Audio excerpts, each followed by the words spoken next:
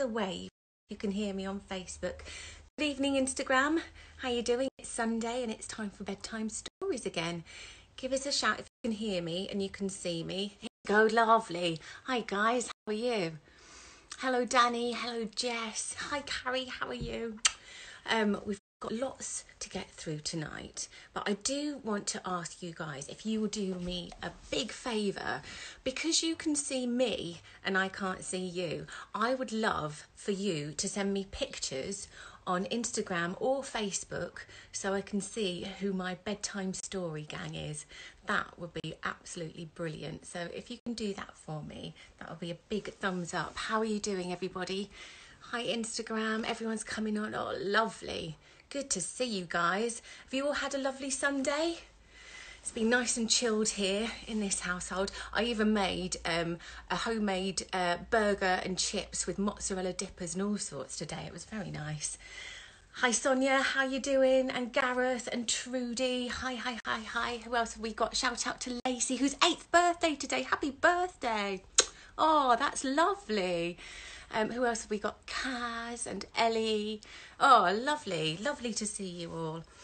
Well, we've come to the part in the story here on The Lion, the Witch and the Wardrobe that's getting very exciting. So are you ready and sitting comfy and ready to begin today's story? Oh, we've got here, Nicole says, be back soon. She's doing the Jubilee Live. It's so busy on Instagram and Facebook these days, isn't it? You have to jump in and around. So great to have you on board, and I shall get started. I shall get going. Are we ready? Is he a man? Asked Lucy. Aslan? A man? Said Mr. Beaver sternly. Certainly not. I tell you, he is the king of the wood and the son of the great emperor beyond the sea. Don't you know who is the king of beasts? Aslan is a lion, the great lion. Oh, said Susan, I thought he was a man. Is he quite safe? I shall feel rather nervous about meeting a lion. That you will, my dearie, and no mistake, said Mrs. Beaver. If there's anyone who can appear before Aslan without their knees knocking, they're either braver than most or else just silly. Then he isn't safe, said Lucy. Safe? Said Mr. Beaver. Don't you hear what Mrs. Beaver tells you? Who said anything about safe? Of course he isn't safe, but he's good. He's the king, I tell you. I'm longing to see him, said Peter, even if I do feel frightened when it comes to the point. That's right, son of Adam, said Mr. Beaver, bringing his paw down onto the table with a crash that made all the cups and saucers rattle. And so you shall. Word has been sent that you are to meet him tomorrow, if you can, at the stone table. Where's that? Said Lucy. I'll show you, said Mr. Beaver. It's down the river, a good step from here. I'll take you to it. But meanwhile, what about poor Mr. Tumnus? Said Lucy. The quickest way you can help him is by going to meet Aslan, said Mr. Beaver. Once he's with us, then we can begin doing things. Not that we don't need you too, for that's another of the old rhymes. When Adam's flesh and Adam's bone sits at Cair Paravel enthroned, the evil time will be over and done. So, things must be drawing near the end now. He's come and you've come. We've heard of Aslan coming into these parts before, long ago. Nobody can say when, but there's never been any of your race here before. Well, that's what I don't understand, Mr. Beaver, said Peter. I mean, isn't the witch herself human? She'd like us to believe it, said Mr. Beaver, and it's on that she bases her claim to be queen, but she's no daughter of Eve. She comes of your father Adam's, here the Beaver bowed, your father Adam's first wife. Her they call Lilith, and she was one of the jinn. That's what she comes from, on one side, and on the other side she comes of giants. No, there isn't a drop of real human blood in the witch. That's why she's bad all through, Mr. Beaver, said Mrs. Beaver. True enough, said Mrs. Beaver. There may be two views about humans, meaning no offence to the present company, but there's no two views about things that look like humans and aren't. I've known good dwarves, said Mrs. Beaver. So have I, now you come to speak of it, said her husband, but precious few, and they were the ones least like men. But in general, take my advice. When you meet anything that's going to be human and isn't yet, or used to be human once and isn't now, or ought to be human and isn't, you keep your eyes on it and reach for your hatchet. And that's why the White Witch is on lookout for any humans in Narnia. She's been watching for you this many a year, and if she knew that there were 4 of you, she'd be more dangerous still. What's that got to do with it? Asked Peter. Because of the other prophecy, said Mr. Beaver, down at Cair Paravel. That's the castle on the sea coast down at the mouth of this river, which ought to be the capital of the whole country if it was all as it should be. Down at Cair Paravel there are 4 thrones, and it's a saying in Narnia, time out of mind, that when 2 sons of Adam and 2 daughters of Eve sit on those 4 thrones, then it will be the end, not only of the White Witch's reign, but of her life. And that is why we had to be so cautious as we came along, for if she knew about you 4, your lives wouldn't be worth a shake of my whiskers. All the children had been attending so hard to what Mr. Beaver was telling them that they had noticed nothing else for a long time. Then, during the moment of silence that followed his last remark, Lucy suddenly said, I say, where's Edmund? There was a dreadful pause, and then everyone began asking, who saw him last? How long has he been missing? Is he outside? And then all rushed to the door and looked out. The snow was falling thickly and steadily. The green ice of the pool had vanished under a thick white blanket, and from where the little house stood in the centre of the dam, you could hardly see either bank. Out they went, plunging well over their ankles into the soft new snow, and went round the house in every direction. Edmund! Edmund! They called until they were hoarse. But the silently falling snow seemed to muffle their voices, and there was not even an echo of an answer. How perfectly dreadful, said Susan, as they at last came back in despair. Oh, how I wish you would never come. But what on earth are we to do, Mr. Beaver, said Peter. Do? Said Mr. Beaver, who was already putting on his snow boots. Do? We must be off at once. We haven't a moment to spare. We'd better divide into 4 search parties, said Peter. All go in different directions. Whoever finds him must come back here at once. And search parties, son of Adam, said Mr. Beaver. What for? Why, to look for Edmund, of course. There's no point in looking for him, said Mr. Beaver. What do you mean? Said Susan. He can't be far away yet, and we've got to find him. What do you mean when you say there's no use looking for him? The reason there's no use looking for him, said Mr. Beaver, is that we know already where he's gone. Well, everyone stared in amazement. Don't you understand? Said Mr. Beaver. He's gone to her, to the White Witch. He's betrayed us all. Oh, surely. Really? Said Susan. He can't have done that. Can't he? Said Mr. Beaver, looking very hard at the 3 children, and everything they wanted to say died on their lips, for each felt suddenly quite certain inside that this is exactly what Edmund had done. But will he know the way? Said Peter. Has he been in this country before? Said the Beaver. Has he ever been here alone? Yes, said Lucy, in almost a whisper.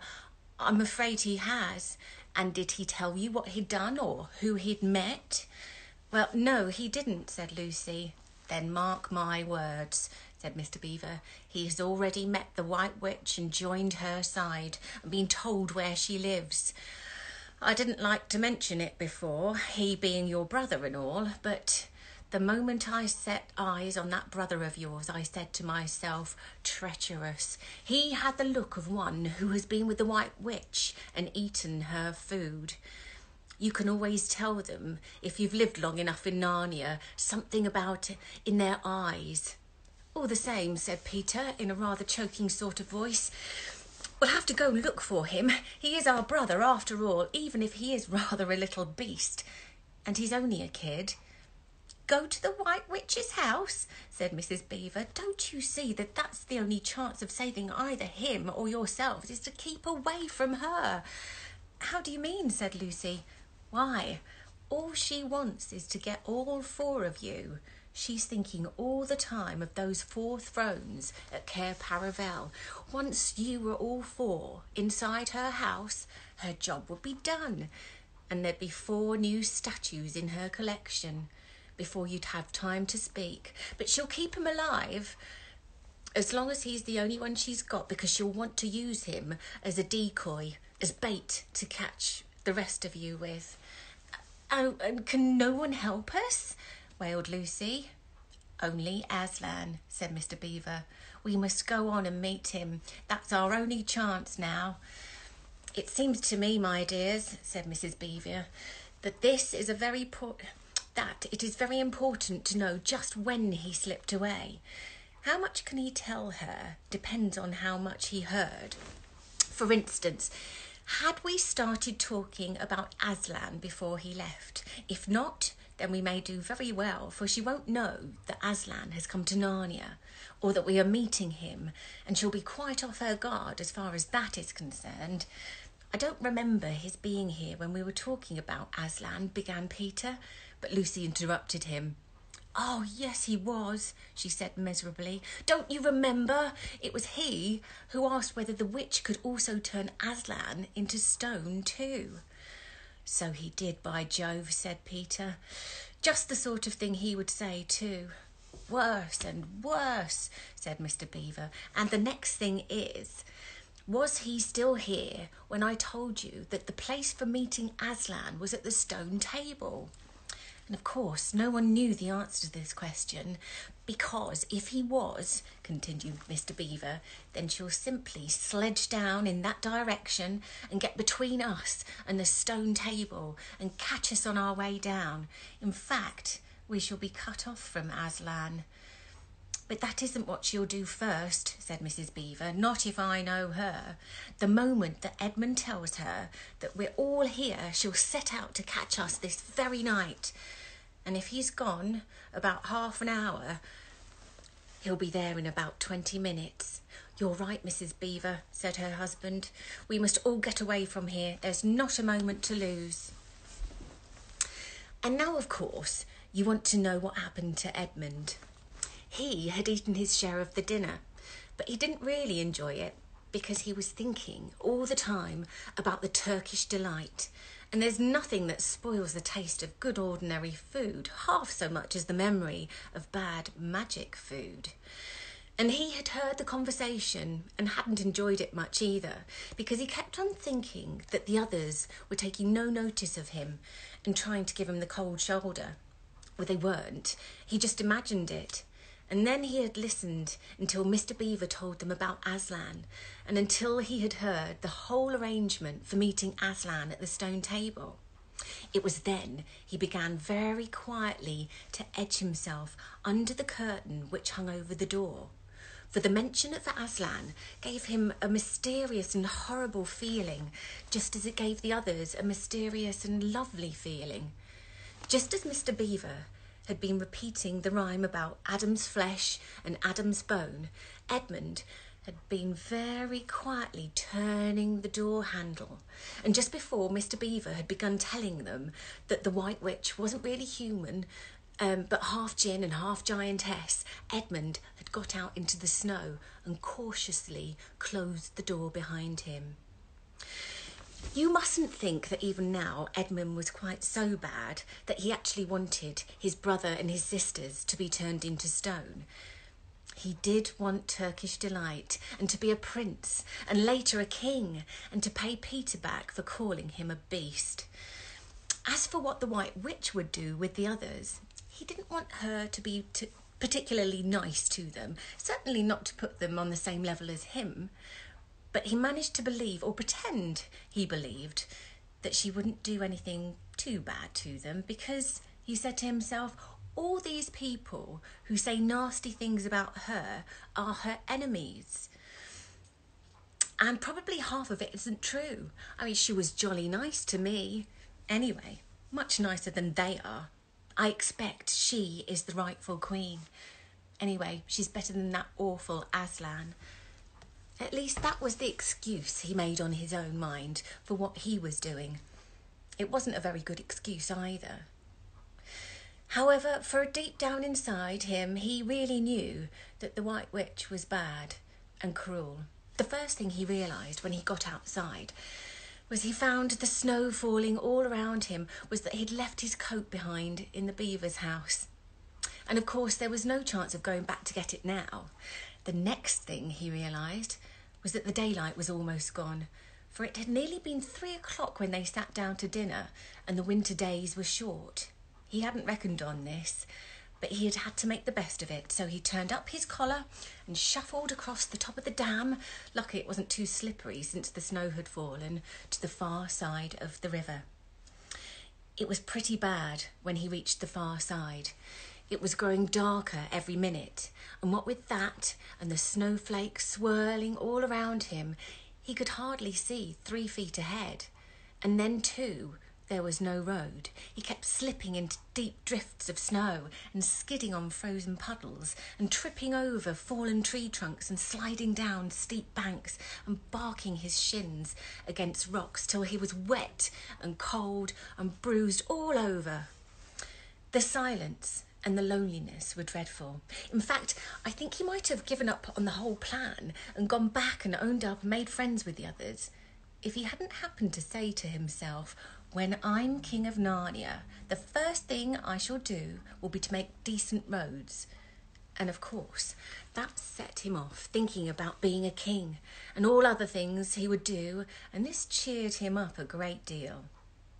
He had just settled in his mind what sort of palace he would have and how many cars, and all about his private cinema, and where the principal railways would run and what laws he would make against beavers and dams, and was putting the finishing touches to some schemes for keeping Peter in his place, when the weather stopped and changed.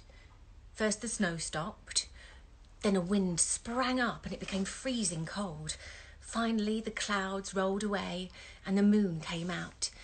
It was a full moon, and shining on all that snow, it made everything almost as bright as day, and only the shadows were rather confusing. He would never have found his way if the moon hadn't come out by the time he got to the other river. You remember he had seen, when they first arrived at the beavers, a smaller river flowing into the greater one lower down. He now reached this and turned to follow it up. But the little valley down which it became was much steeper and rockier than the one he had just left, and much more overgrown with bushes, so that he could not have managed it in the dark. Even as it was, he got wet through, and he had to stoop under branches, and great loads of snow came sliding off onto his back, and every time this happened he thought more and more how he hated Peter, just as if all of this had been Peter's fault. But at last he came to a part where it was more level, and the valley opened out, and there on the other side of the river, quite close to him, in the middle of the little plain between 2 hills, he saw what must be the White Witch's house, and the moon was shining brighter than ever. The house was really a small castle. It seemed to be all towers, little towers with long pointed spires on them, sharp as needles. They looked like huge dunces' caps or sorcerers' caps, and they shone in the moonlight, and their long shadows looked strange on the snow. Edmund began to be afraid of the house, but it was too late to think of turning back now.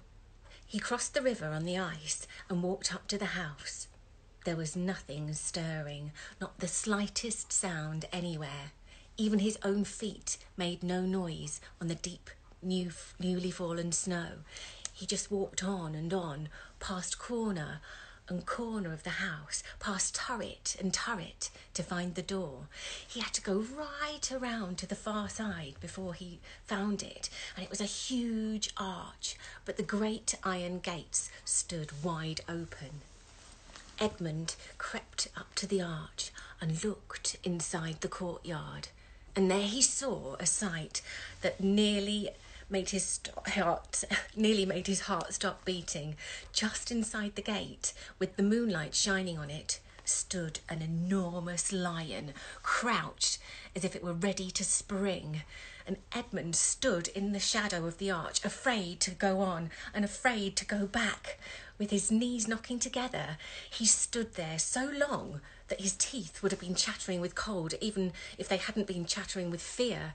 How long this lasted, I don't know, but it seemed to Edmund to last for hours. And I'm going to leave it there for tonight. I think that's a good place to finish. Well, this is exciting. We're going to go into the witch's house soon, aren't we? So you can come back and visit me on Tuesday at 7 o'clock and follow in with the story. Oh, well, thank you so much for joining me, guys. I will be flipping over onto my Instagram page on Faye Tozer Smith if you want to come and say hi again.